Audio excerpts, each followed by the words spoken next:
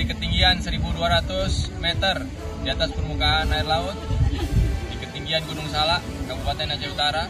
Kami keluarga besar Kodim 0103 Aceh Utara, Mengiman dan Tamu Sabo Kenangro mengucapkan Dirgahayu ke-78 Negara Kesatuan Republik Indonesia. Semoga makin jaya dan sukses selalu. Salam hormat dari kami, Kodim 0103 Aceh Utara, Mengiman dan Tamu Sabo Kenangro.